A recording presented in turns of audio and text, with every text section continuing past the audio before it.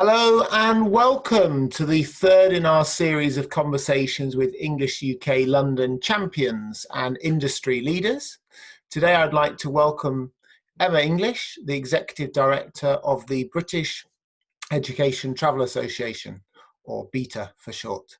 Thank you, Emma, for joining us today. Thanks, James. Good to see you. Good to see you too. To start us off, as a leader of a trade association representing UK businesses that, of course, focus on youth travel, can you share how businesses across the sector are meeting the challenges of COVID-19 now we're starting to come out of the lockdown, and what you've been doing to represent them? Absolutely, yeah. Obviously, as you well know, it's been a very challenging time for our sector across the whole.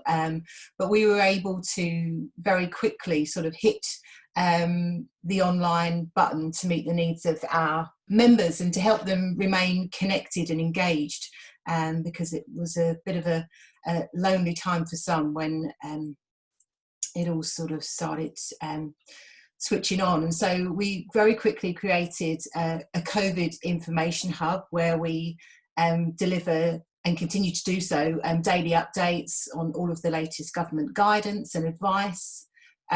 We provide a weekly roundup of all things COVID related, just to make sure that our members have access to the most up-to-date information and, you know, sort of really tailoring it so it's relevant to our industry, because as you know, there is so much information out there, so it's trying to cut through some of that just to sort of help the process.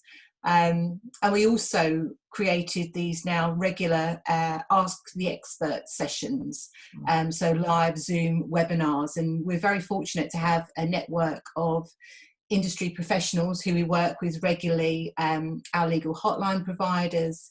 We're providing stuff around the job retention scheme, contracts and all things legal. We had business and finance deliver some bespoke sessions and talking about the sort of challenges on the landscape and what people needed to be aware of. We've done things around well-being, and I think these events really just provide a platform for information sharing and for, you know, getting the answer to your burning question, and of course just a way for us to stay together. And you know, so many of the issues that were arising were common amongst members, so they've been really well received, actually. Brilliant.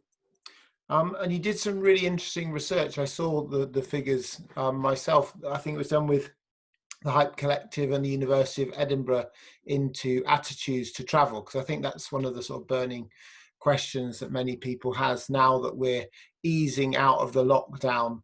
When are the youth travellers going to start coming again? Do you want to share some of the key findings for those that may not have seen it?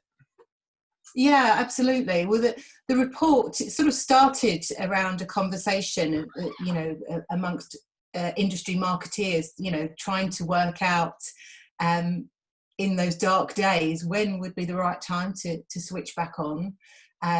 So we worked with Hype, who's a BETA member and a student marketing agency, and the University of Edinburgh, and we were able to quickly put out a short consumer piece. And the report that we published, so it's entitled What Really Matters.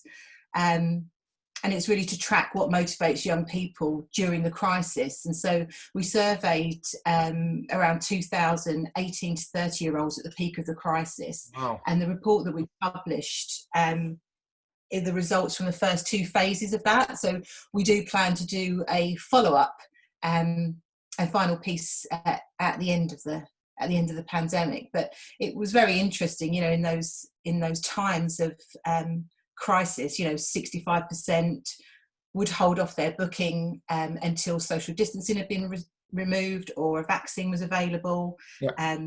Obviously, there were huge concerns. 70% were concerned about being stuck overseas, and that thing that we've all had to deal with, the choice around, you know, the sorts of brands that you would choose, who you would feel confident with, and 47% of those would prioritise brands that have clear guidelines and terms and conditions and policies around refunds and those sorts of things, which have become such a burning issue at this point. Yeah. No, I mean, it all makes a lot of sense from a consumer point of view, and I'm sure there's lots of people that are thinking of taking a holiday now, going through all the exact same emotions that youth travellers coming to UK would. So it shouldn't come as any real surprise to anyone. Okay, great. So you've got a virtual workshop that's coming up soon. I'm sure this will be very interesting, especially to our members from English UK London. Could you share a little bit more about what you're doing?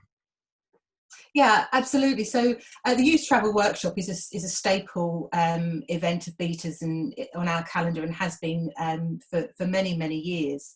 And it brings together buyers and sellers from within the sector to create new products, new programs, partnerships, etc. And so obviously, sadly, it was a victim to the initial COVID crisis. And so we cancelled, postponed the workshop that was due to take place in April.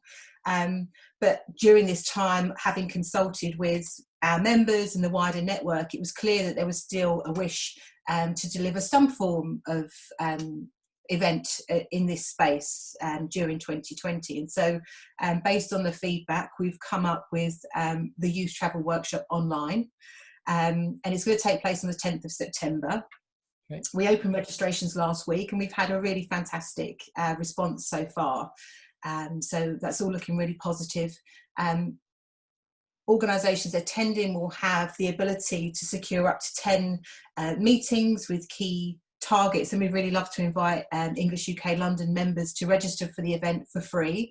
You would be hosted buyers in the context of our youth travel workshop, and it would give you the opportunity to meet with suppliers with a view to creating new or enhanced cultural visits, social programs, revamping your itineraries and that kind of stuff, because we have people attending, that are offering tickets, tours, travel, accommodation of all kinds, from homestays, hostels, student residence and private rentals and more, group meal providers, transport, sightseeing, the whole kind of everything that makes up a young person's itinerary when they're coming to the UK.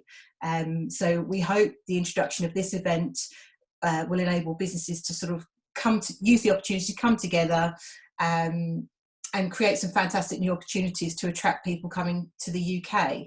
And of course, none of these things are to replace our physical events. We're really keen to get back to all of those things, as I know that everybody is. But it's just an opportunity to sort of enhance our offering and bring people together during, this sort of period of restriction. Yeah. Well, I certainly, for one, have always enjoyed it, especially the last couple that have been at the Oval. This is an amazing venue. And if you're a cricket fan, you get to go on a little tour around the ground, which is always, a delight.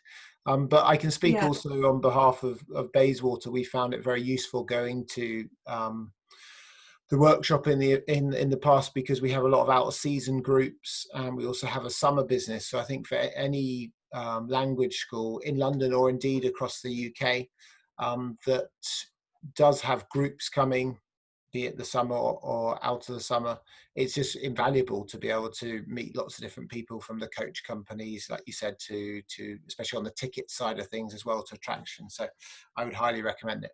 Great. Thank you very much for sharing that, Emma. Finally, we're taking part in the Because I'm a Londoner campaign that has been brought about by London and Partners. And I know Beta is obviously a UK-wide organisation, but you live and work around London.